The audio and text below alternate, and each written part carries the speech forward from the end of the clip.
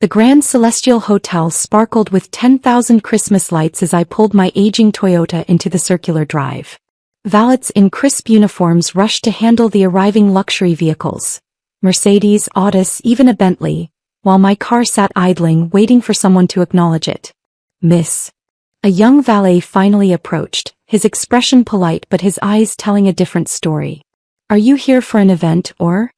"Family gathering," I said, handing him my keys. "Under the name Chin." "Oh." His tone shifted slightly. "The Chin party. They're in the grand ballroom. You can leave your vehicle here." I grabbed my small duffel bag from the trunk. Practical, weathered, nothing like the designer luggage I'd seen being unloaded from the other cars. As I walked through the massive entrance doors, I took in every detail. The 20-foot Christmas tree in the lobby, the marble floors that I'd personally selected 3 years ago, the subtle gold accents that caught the light just right. Everything was perfect. "There she is." My brother Derek's voice carried across the lobby, loud and deliberately mocking. "We were wondering if you'd actually show up, Sophie." I turned to find Derek and his wife Amanda approaching, both dressed in outfits that probably cost more than my monthly rent. Behind them, my mother Patricia stood with my younger brother Marcus, all of them radiating that particular brand of prosperity they'd perfected. "Traffic was heavy," I said simply. "From where? The budget motel you're staying at?" Derek laughed. "Because surely you're not actually staying here. This place is $1,500 a night minimum." "Derek," I said quietly. "What?" "I'm just being realistic." He gestured around the opulent lobby. "Look at this place, Sophie. It's the most exclusive hotel in the city. They host celebrities, politicians, billionaires. Not customer service representatives from tech companies." My mother air-kissed my cheek, careful not to muss her makeup. "Darling, Derek has a point. We love that you came for Christmas, but there's no shame in staying somewhere more appropriate to your budget. There's a Holiday Inn about 15 minutes away." "I have a reservation here," I said. "You do?" Marcus looked surprised. "How did you afford that?" "I manage." Amanda, my sister-in-law, laughed, a tinkling sound that probably seemed charming to most people. "Sophie, sweetie, managing doesn't cut it at the Grand Celestial. This is where Derek and I spent our honeymoon. Cost us $20,000 for 3 nights. They don't do budget rooms." "I'm aware of the pricing," I said. "Then you must have maxed out every credit card you own," Derek said. "Which is irresponsible, honestly. Mom, you should talk to her about financial planning." My mother sighed. "Sophie's always been impulsive. Remember when she turned down that stable accounting job to work in tech support? We tried to warn her."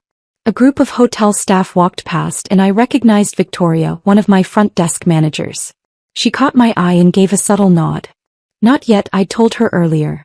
Let them talk first. The Chin party has reserved the grand ballroom for the evening," Marcus said, consulting his phone. "Full catering, premium bar, the works. Derek's treating everyone. Dad would have been proud, his eldest son making the family gathering something spectacular." "I'm sure it'll be lovely," I said. "It will be. Unlike some people, I know how to celebrate in style." Derek's chest puffed out slightly. "I've invited some business associates too. Important people. The kind who expect a certain level of sophistication. Which is why we're concerned about your presentation," Amanda added, eyeing my jeans and simple sweater.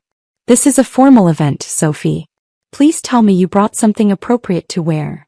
"I brought clothes. From Target." Derek snorted. "Jesus, Sophie. This is embarrassing." "Language," my mother chided, but she was looking at me with that familiar disappointed expression.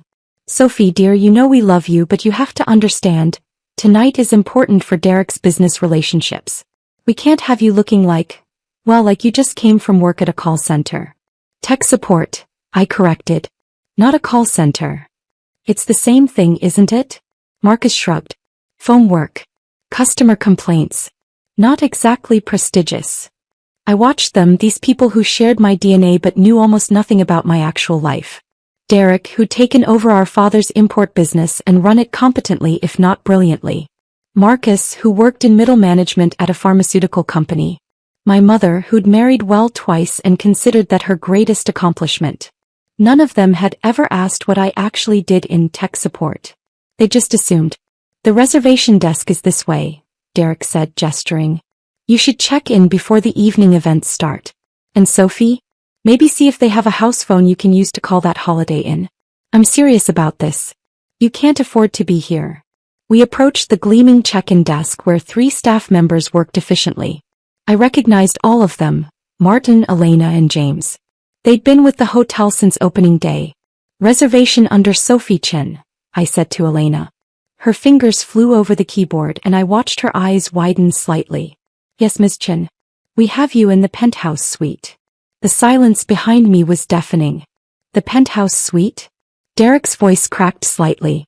That's the most expensive accommodation in the hotel. $5,000 per night, Amanda whispered. I looked at it for our honeymoon, but even Derek couldn't justify it. Elena maintained her professional composure. Miss Chin, your suite is ready. We've stocked it according to your preferences. Sparkling water, Earl Grey tea, fresh orchids. Is there anything else you need? That will be fine, thank you. There's been a mistake, my mother interjected. My daughter couldn't possibly afford the penthouse suite. Perhaps you've confused her with another guest. Elena glanced at me, a question in her eyes.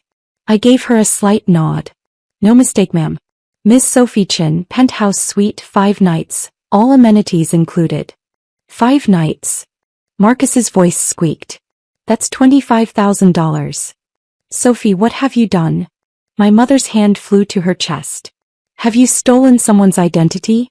Is this fraud? I haven't stolen anything, I said calmly.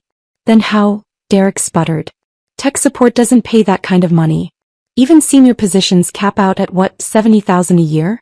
You couldn't afford 1 night here, let alone 5.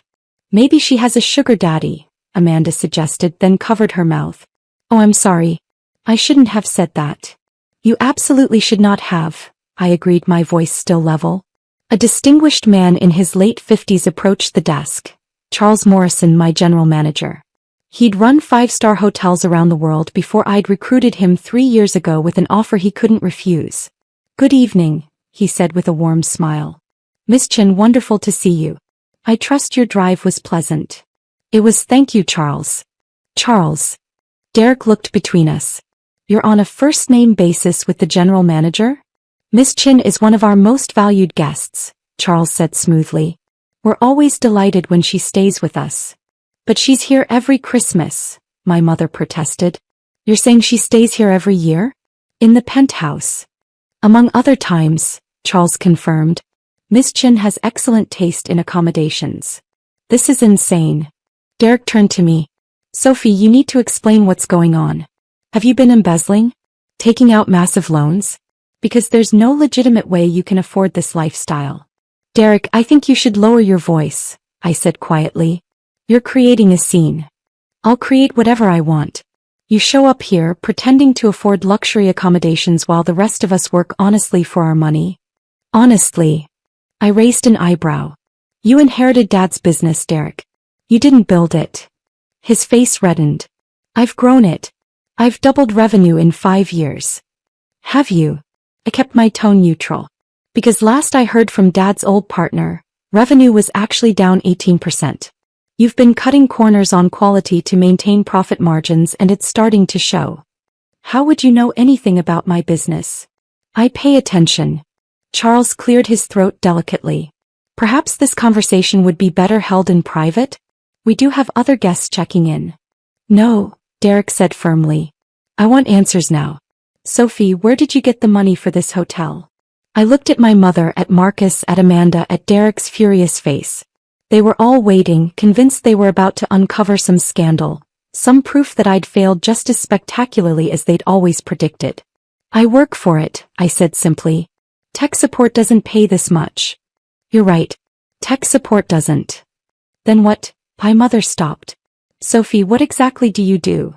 I told you at Thanksgiving 3 years ago. You weren't interested in the details. Marcus frowned. You said you were working on a startup. Something with software. Not exactly. Then what? Derek demanded. Victoria appeared at Charles's side carrying a tablet. Excuse me, Mr. Morrison. The final numbers from the Christmas Eve gala are ready for your review. Revenue exceeded projections by 22%. Excellent. Charles glanced at the tablet, then at me. Ms. Chen, would you like to review these now or after you've settled in? My mother's voice was faint. Why would Sophie review the hotel's revenue numbers? Charles looked surprised. Because she's the owner, of course. The lobby seemed to stop. Guests walking past paused. Staff members who'd been studiously ignoring our conversation turned to stare. My family stood frozen like someone had pressed pause on reality. Owner, Derek finally repeated. Owner of what? The Grand Celestial Hotel, Charles said, clearly confused by the question. Ms. Chen founded and owns the entire property. Has for 3 years now. That's impossible. My mother shook her head. Sophie works in tech support. He drives a Toyota. She wears clothes from Target. I do wear clothes from Target, I confirmed. They're comfortable. But, owner. Marcus looked around the massive lobby at the Christmas decorations, at the evidence of wealth and success everywhere. This hotel must be worth. The property is valued at approximately $240 million, Charles provided helpfully. Though Ms. Chen owns it outright, no mortgage. She purchased the land and financed construction through a combination of personal funds and investor capital. The hotel's been profitable since month 3 of operations. Amanda sat down heavily in one of the lobby chairs. $240 million. Sophie. My mother's voice was strange. Is this true? Yes. But, how? The startup I mentioned at Thanksgiving. Remember? You said you were too busy to hear about another one of my little projects. Derek's face had gone pale. What startup? I developed a customer relationship management platform for luxury hospitality. It integrates booking systems, guest preferences, concierge services, housekeeping and revenue management into one seamless interface. I sold it to 3 major hotel chains for $85 million 6 years ago. Silence. 6 years ago you were 26, Marcus said slowly. You were living in that tiny apartment working at the tech company. Working on my software in the evenings, I corrected. The tech support job paid my bills while I developed the platform. It took 3 years to build. $85 million, my mother whispered.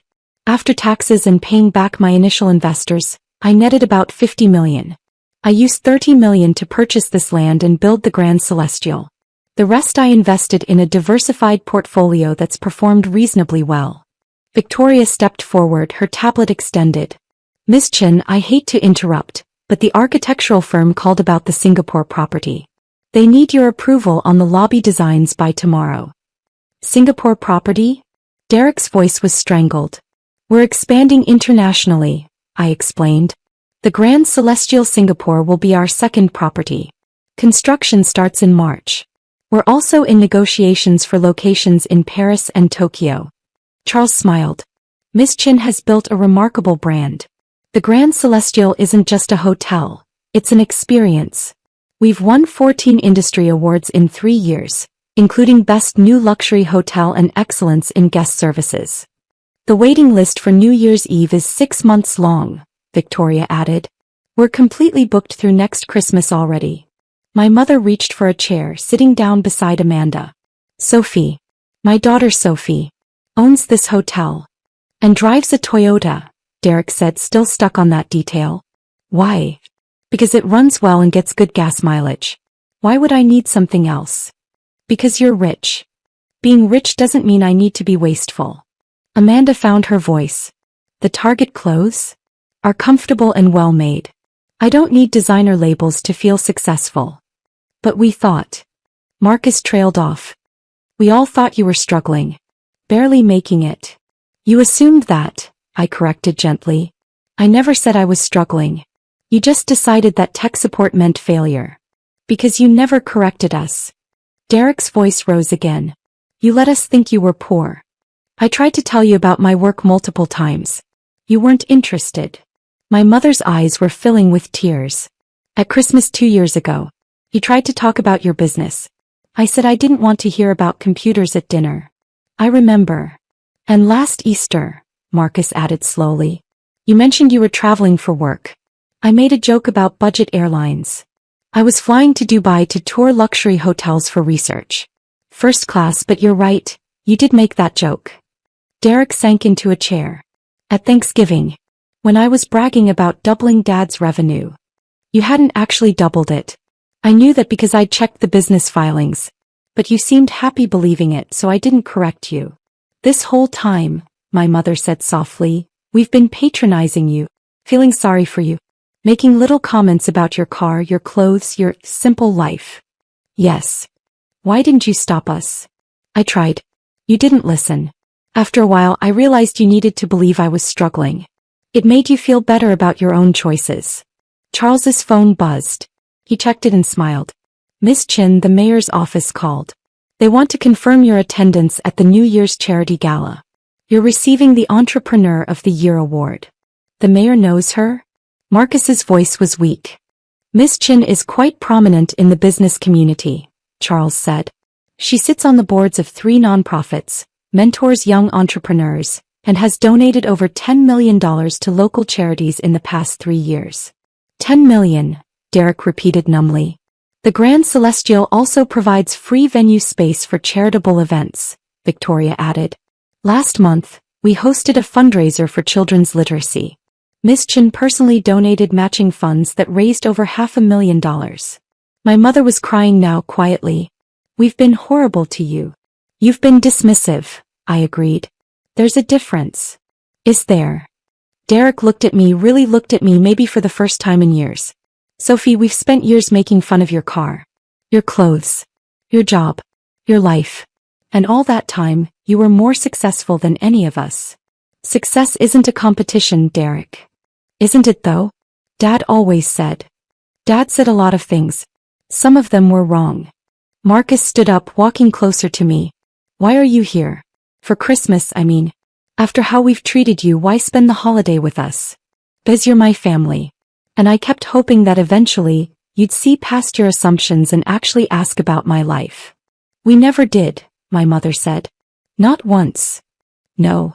A well-dressed couple approached the desk, clearly waiting to check in. Charles gestured to Elena to help them while he stayed with us. The grand ballroom, Derek said suddenly. I booked it for tonight. For our family gathering. I know. I approved the reservation. You approved. Of course you did. It's your hotel. He laughed, a slightly hysterical sound. I've been bragging about treating the family to a fancy dinner at the Grand Celestial, and it's your hotel. The ballroom looked beautiful when I toured it this morning, I said. Chef Michael has planned an excellent menu. Chef Michael, Amanda repeated. The one with the Michelin star. We were very fortunate to recruit him. My mother wiped her eyes carefully, trying not to smudge her makeup. Sophie, I don't know what to say. How to apologize for years of condescension. I supplied gently. Dismissiveness. Assumptions. All of that. You could start by asking questions instead of making assumptions. What do you want us to ask? I thought about it. Ask me about my work. My goals. Why I built this hotel. What I'm planning for the future. Ask me about my life instead of telling me what's wrong with it. Derek stood up, walking to the massive windows that overlooked the hotel's landscaped grounds. This is incredible. All of this. And we had no idea.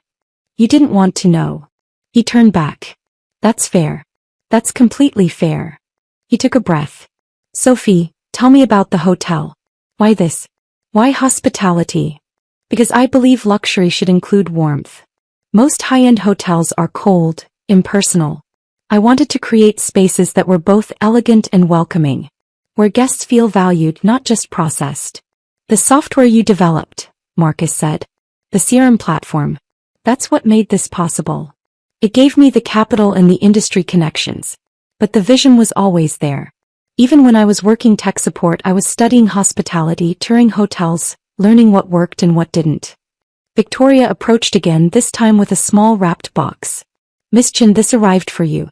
From the Singapore architectural firm. They said it's a model of the proposed lobby. I took the box, feeling its weight. Thank you, Victoria. There's more, she said quietly. The Tokyo investors called. They're ready to sign. They want to meet next week. Tokyo. My mother's voice was steadier now. You're building hotels in Tokyo? If the negotiations go well. It's a competitive market, but I think we have something unique to offer. Charles checked his watch. Miss Chen, the evening staff briefing is in 20 minutes. Did you still want to attend? I do. You brief your own staff? Derek asked. During holidays, yes. I want to thank them personally for working Christmas Eve. Most of them have families they could be with. He searched for words. That's really decent of you. They make this place work. The least I can do is acknowledge that. My mother stood, smoothing her dress. Sophie, the ballroom reservation. Tonight. Is the family still welcome? Of course. I'm looking forward to it. Even after everything we've said? You're my family, Mom. I don't agree with how you've treated me, but I don't stop loving you because of it. She crossed to me, pulling me into a real hug. Not the air kiss performance from earlier, but an actual embrace. I'm so sorry, sweetheart. So sorry. I know. I have so many questions. About the software, the hotel, your plans. Everything. We have 5 days together. Plenty of time for questions. Derek approached, his expression uncertain. Sophie, I've been a complete ass. For years. Yes, you have. Is there a way to fix this? You can start by being genuinely interested in my life instead of just shocked by my bank account. Fair. He managed a small smile. I'd like that. To actually know my sister. Marcus joined us. Me too. And Sophie? I'm sorry. For all the dismissive comments, the jokes, the assumptions. You deserved better from us. I did, I agreed. But thank you for saying it. Amanda stood awkwardly to the side. I barely know you, she admitted. I've only known you as Derek's poor sister. I'd like to change that if you're willing. I'm willing. Charles cleared his throat. Shall I have your bags sent to the penthouse suite, Miss Chin? Please. And Charles? The staff bonuses we discussed for the holiday service. Go ahead and approve them. Everyone working tonight deserves extra. Of course. That's very generous. They've earned it. As Charles walked away, Derek shook his head in amazement. You really did build something incredible here. We built something incredible, I corrected. It takes hundreds of people to make a hotel like this work. I just had the vision and the resources to start it. The vision is yours, though. Marcus looked around the lobby. This warmth you mentioned, I can feel it. This doesn't feel like other luxury hotels. Feels welcoming. That was always the goal. My mother linked her arm through mine. Will you give us a tour of the hotel? I'd like to see what my daughter created. I'd like that too. We walked through the Grand Celestial together, my family seeing it with new eyes. I showed them the ballroom where their party would be held, the restaurant where Chef Michael was preparing the evening's menu, the spa that had won 3 international awards. I introduced them to staff members who spoke warmly about working at the hotel, who clearly took pride in their work. In the business center we ran into Margaret Chin, no relation despite the same last name, who managed our corporate accounts. Miss Chin. She lit up when she saw me. I didn't know you were staying over the holidays. 5 nights, I confirmed. Margaret, this is my family. Mom, Derek, Marcus, Amanda. This is Margaret Chin, our corporate accounts manager. It's wonderful to meet you. Margaret shook everyone's hands enthusiastically. You must be so proud of what Sophie's built here. She's revolutionized boutique luxury hospitality. We're just learning about it, my mother admitted. Well, she's brilliant. The personal touch she brings to every aspect of the operation. It's why we have 98% occupancy year-round. Guests don't just stay here once. They come back again and again because they feel valued. After Margaret left, Derek said quietly, everyone here loves you. I hope they respect me. Love isn't required. They do though. You can see it in how they talk to you. About you. We took the private elevator to the penthouse suite. My suite. The doors opened directly into the foyer, revealing 5,000 square feet of elegant space. Floor-to-ceiling windows overlooked the city, now sparkling with Christmas lights. A 12-foot tree stood in the corner, decorated in silver and gold. This is... Amanda trailed off. This is extraordinary. It's home when I'm here, I said simply. You stay here often? Marcus asked. Once or twice a month. I like to be on property regularly, to maintain standards and stay connected with operations. My mother walked to the windows looking out at the view. When you were little, you used to build elaborate hotels out of blocks. Do you remember? I remember. I told you to focus on practical things. Accounting. Business management. Traditional paths. You did. I was wrong. She turned to face me. You knew what you wanted even then. And I tried to talk you out of it. You wanted me to be safe. I understand that. Safe is different from small though. I wanted you to be small. Manageable. I see that now. Derek moved to the Christmas tree, examining the ornaments. These are custom. Each one represents a milestone for the hotel. Opening day, our first award, the 100th 5-star review. The staff gave them to me last Christmas. They gave you gifts? We exchange gifts every year. I have a budget set aside for staff appreciation. Of course you do. He smiled, a real smile this time. You're actually a good person, aren't you? This isn't just about money or success. You genuinely care. I try to. We've been so wrong about you. My phone buzzed, Victoria reminding me about the staff briefing. I need to go, I said. The evening briefing starts in 5 minutes. You're all welcome to rest here until dinner or explore the hotel. Whatever you prefer. Can we come to the briefing? My mother asked suddenly. I paused. It's just me thanking the staff and reviewing the evening service plan. It's not exciting. I'd like to see you work. To understand what you actually do. Me too, Derek added. If that's allowed. I considered. You'll need to stay quiet. This is a working meeting, not a show. We'll be silent, Marcus promised. The staff briefing room was packed. Over 60 employees gathered for the Christmas Eve evening shift. They stood when I entered, a courtesy I'd never asked for but they insisted on. Please sit, I said, taking my place at the front. And thank you all for being here tonight. I know many of you have families waiting at home, celebrations you're missing. Your dedication to our guests and to this hotel means everything. I introduced my family briefly, explaining their presence, then moved into the briefing. We reviewed the evening's schedule. Several holiday parties, VIP arrivals, the special Christmas Eve menu. I addressed challenges from the previous shift and recognized exceptional service. Before we begin service, I concluded, I want you to know that holiday bonuses will be in your accounts by tomorrow morning. Additionally, everyone working tonight will receive an extra day of paid vacation to be used anytime next year. You've earned it.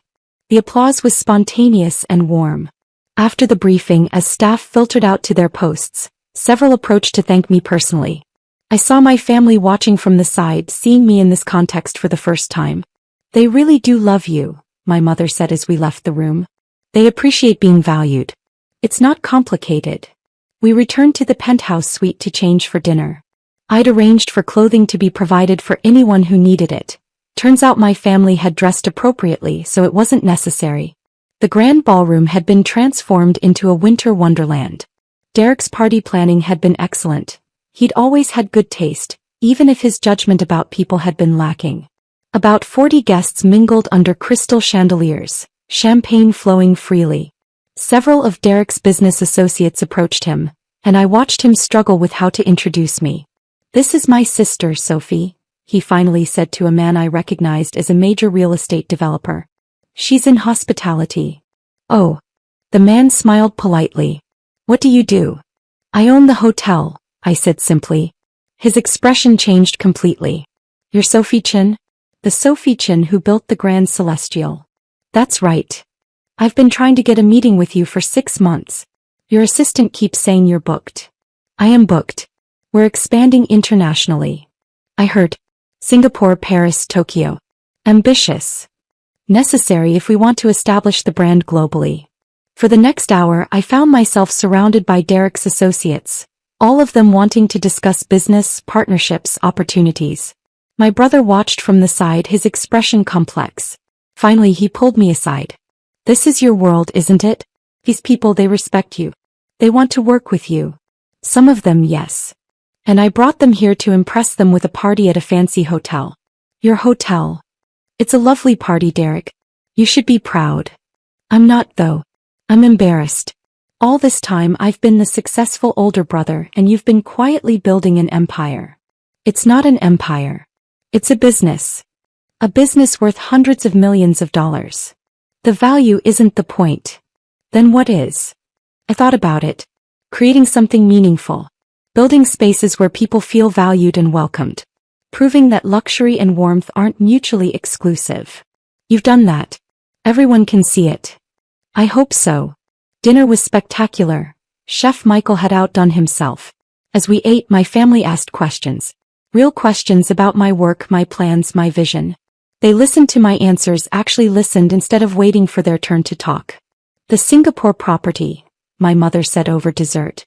When does construction start? March if all the permits clear. We've partnered with a local firm that understands the market. Will you be there often? During the first year, probably monthly visits. Once operations stabilize, quarterly reviews should suffice. That's a lot of travel. It's necessary.